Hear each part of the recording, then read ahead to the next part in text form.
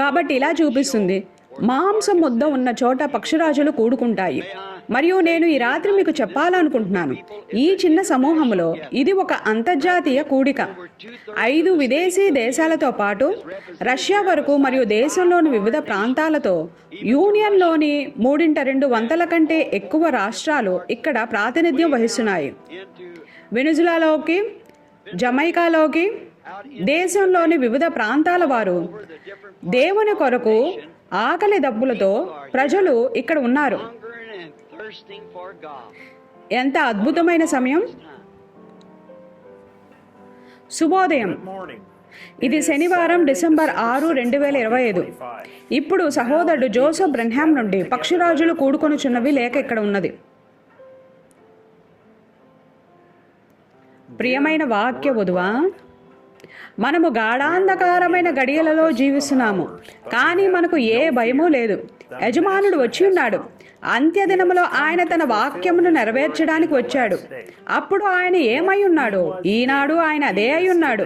అప్పుడు ఆయన యొక్క ప్రత్యక్షపరుచుకునే విషయం మరియు గుర్తింపు ఏమై ఉన్నదో ఈనాడు అది అదే అయి ఉన్నది. ఇంకను ఆయన దేవుని యొక్క వాక్యమై ఉన్నాడు.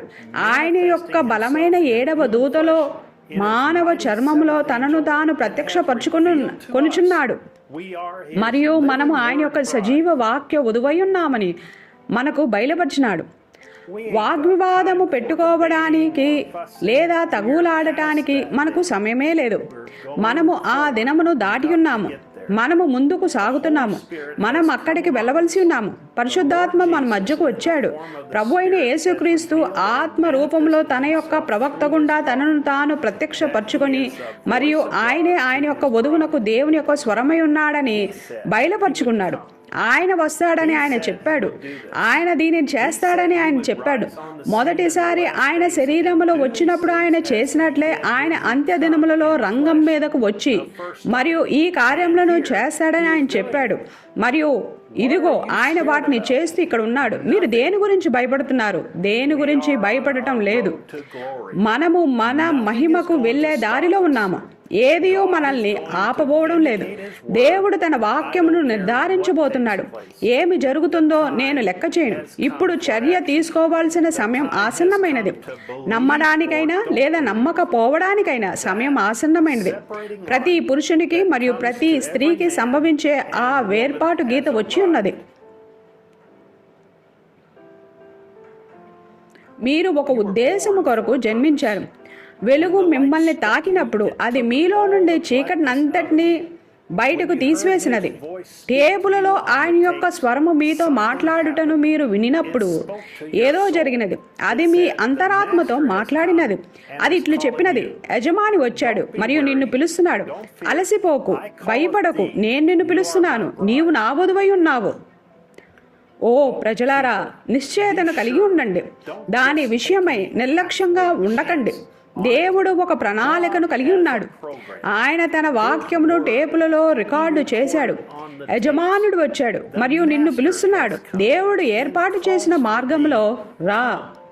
యజమానుడు ఆయన యొక్క స్వరముతో మరొక్కసారి ప్రపంచవ్యాప్తంగా ఉన్న వధువును ఐక్యపరచబోతున్నాడు. ఆయన మనల్ని ప్రోత్సాహపరిచి మరలా నిశ్చయతను ఇచ్చి స్వస్థపరిచి మనల్ని ఆయన యొక్క మహోన్నతమైన సన్నిధిలోనికి తీసుకొని వచ్చి మరి ఇట్లు చెప్పబోతున్నాడు. యజమానుడు వచ్చి మరియు ఆయన నిన్ను పిలుస్తున్నాడు. ఓ పాపి, ఓ వ్యాధితోనున్న వ్యక్తి, యజమానుడు విశ్వాసుల మధ్య మానవులలో ప్రత్యక్షపరచబడటం నీవు చూడటం లేదా? ఆయన తన యొక్క నమ్ముచున్న పిల్లలను తిరిగి ఆరోగ్యమునకు పిలవడానికి వచ్చాడు. ఆయన పాపిని పశ్చాత్తాపమునకు పిలవడానికి వచ్చాడు. భక్తి విడిచిన వాడా, సంఘ సభ్యుడా, యజమానుడు వచ్చాడు మరియు నిన్ను పిలుస్తున్నాడు.